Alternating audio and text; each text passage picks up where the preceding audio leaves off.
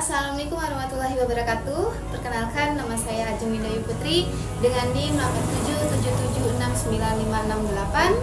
Saat ini saya semester 7 PGSD dari Universitas Terbuka.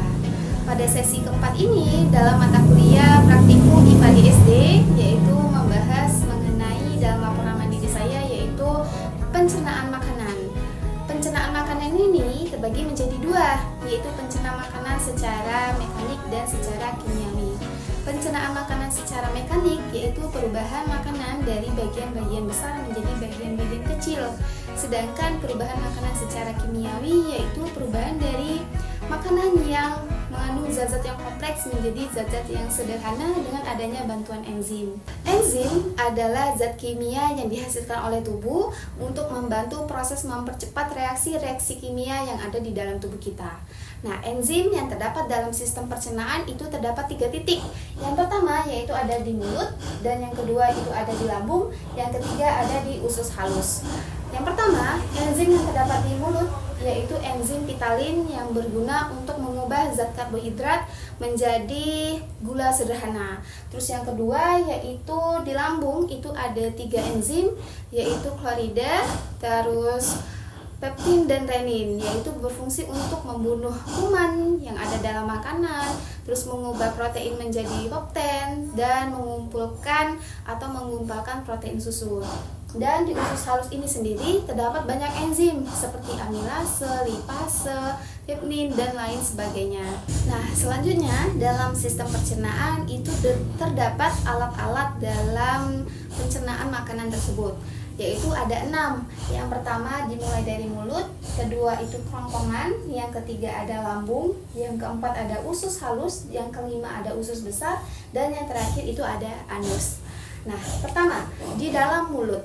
Di dalam mulut ini terdapat menjadi 3, yaitu ada gigi, lidah, dan kelenjar dari lidah. Terus gigi berfungsi untuk menghancurkan makanan dari bagian besar menjadi bagian kecil. Lidah yaitu berfungsi untuk mengumpulkan makanan yang ada di dalam mulut, yang kemudian dibantu untuk mendorong makanan dari mulut menuju ke kerongkongan. Dan selanjutnya kelenjar lidah yaitu berfungsi untuk menghasilkan dari air liur. Selanjutnya dari bagian kedua yaitu kerongkongan sebagai tempat untuk menyalurkan makanan dari mulut menuju ke dalam lambung. Dan yang ketiga itu ada lambung. Di lambung itu terdapat 3 bagian. Ada bagian atas yang disebut dengan kardiak, bagian tengah yang disebut dengan fundus, dan bagian bawah yang disebut dengan pilorus. Bagian kardiak yaitu antara lambung yang berdekatan dengan hati, kemudian itu fundus yaitu bagian tengah dari lambung yang berhubungan dengan usus 12 jari, dan yang terakhir yaitu ada pilorus atau bagian akhir yang terdapat klep yaitu berfungsi untuk menutup dan membuka dari jalur makanan itu sendiri.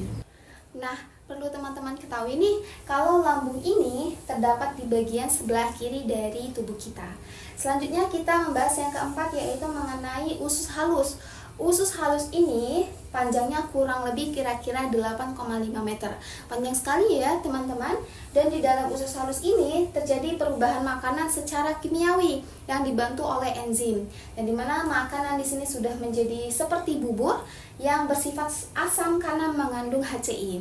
Selanjutnya kita membahas dari usus besar yang kelima.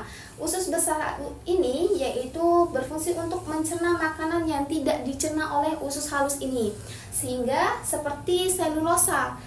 Sehingga di dalam usus besar ini terdapat bakteri Escherichia coli yang berfungsi untuk melakukan pembusukan makanan yang kemudian berubah menjadi feses.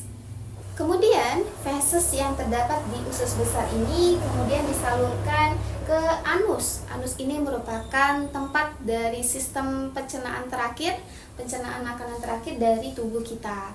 Di dalam anus ini terdapat yang namanya rektum. Rektum ini berfungsi sebagai tempat untuk menyimpan fes itu sendiri. Kemudian jikalau sudah siap, maka otot dari rektum ini berfungsi untuk membuka atau untuk mengeluarkan feses, kemudian juga berfungsi untuk menutup jikalau feses tersebut telah keluar. Nah, itulah sistem pencernaan makanan yang ada di dalam tubuh kita. Sekian dari saya, terima kasih, bye bye.